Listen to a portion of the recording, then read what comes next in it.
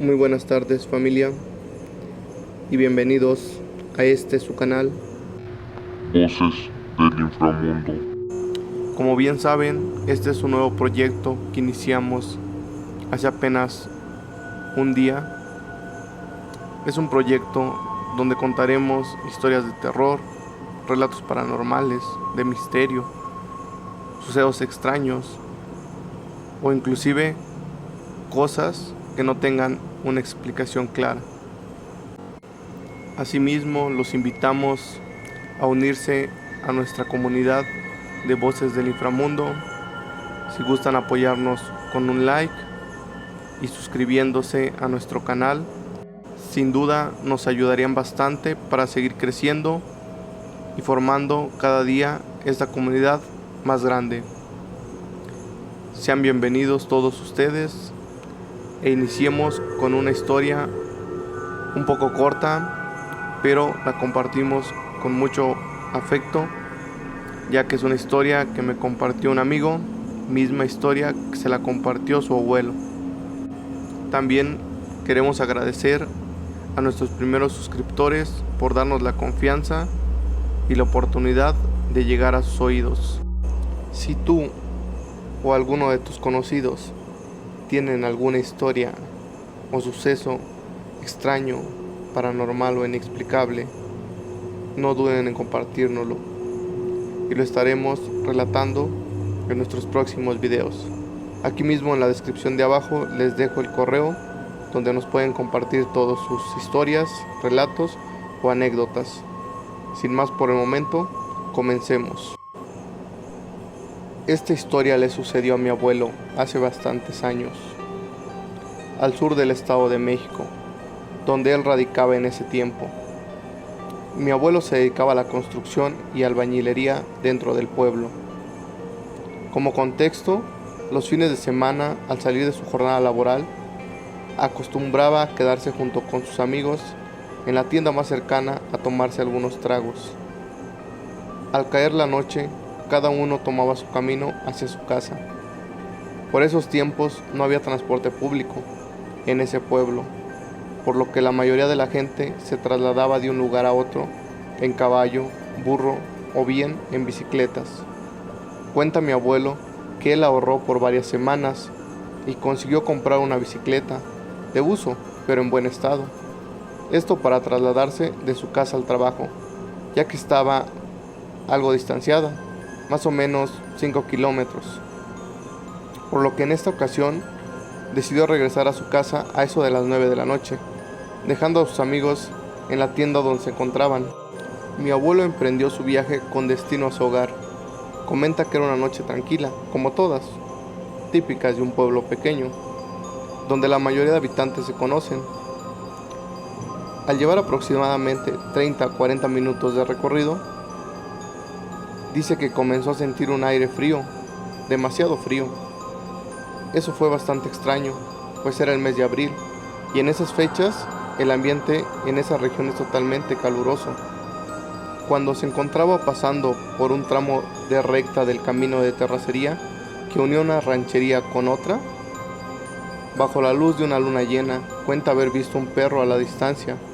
Al principio no le dio importancia, ya que pensó que sería un perro de alguno de los vecinos, de alguna ranchería de su alrededor. Lo que realmente lo impactó fue que conforme avanzaba, el perro parecía irse alejando. También lo extraño era que el perro no movía sus extremidades.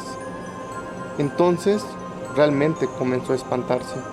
No se explicaba cómo era posible aún no poder llegar a donde aquel perro se encontraba, por lo que decidió descender de su bicicleta, ya bastante asustado, y caminó en esa misma dirección. En ese momento, recordó haber llevado un escapulario en su cuello.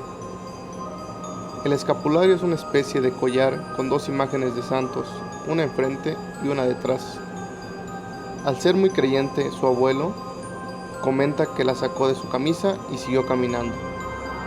Para su sorpresa fue que en esta ocasión sí se iba acercando a este perro, que observaba aún a la distancia. Él cuenta con sorpresa hasta hoy en día que conforme se acercaba, a ese perro le parecía verlo cada vez más grande, hasta que lo rodeó para pasar, y al voltear a verlo se dio cuenta que su tamaño era igual o mucho más grande que el de él. En ese momento un escalofrío le recorrió el cuerpo y dice que sentía que sus pies no tenían fuerzas. Como pudo, subió a su bicicleta y pedaleó con todas sus fuerzas. Tanto fue su miedo que no se atrevió a voltear hacia atrás. Solo cuenta escuchar detrás de él unas pisadas fuertes. En ese momento comenzó a rezar, y de un momento a otro las pisadas desaparecieron. Llegando a su casa, cerró la puerta con todo lo que pudo. En ese tiempo las puertas eran de madera y solo tenía una especie de barrote por dentro. Este servía como tranca para que la puerta no se pudiese abrir desde afuera. Platica que el miedo que sentía no desaparecía. Se metió a la cama y se cobijó fuertemente hasta que unos golpes fuertes en la parte trasera de su casa se escucharon de repente. En ese momento lo puso en alerta y a la vez un terror inmenso lo invadió. Los golpes se escuchaban con demasiada fuerza detrás de su casa. Él escuchaba claramente cómo los costales de su cosecha eran arrojados con demasiada fuerza. Estos los tenía en la parte trasera de su casa. En esos años acostumbraba a la gente a guardar sus cosechas detrás de sus casas para que no se invadieran de la lluvia en los próximos meses que estaban por llegar. Platica que los golpes duraron aproximadamente 20 minutos, hasta que se llenó de valor y entre miedo y sudor de tanto terror, se levantó de su cama. Buscó un cirio, mismo que intentó encender en 2 ocasiones, hasta una tercera, que permaneció encendido. En unos segundos los golpes pararon y él se quedó dormido lleno de terror.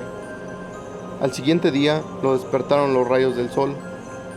Al despertar se percató que no llevaba consigo su escapulario, mismo que no se dio cuenta la noche anterior que no lo traía consigo, de tanto terror que sentía. En ese momento salió de su casa y se dirigió a la parte trasera, y para su sorpresa encontró todos los costales tal como los había acomodado. Hasta el día de hoy no se explica qué fueron esos golpes o el caer de los costales que escuchaba claramente la noche anterior. Él piensa que todo se debió a ese perro que se topó en su camino. Realmente no era un perro, sino una entidad que buscaba alimentarse de él. Voces del inframundo.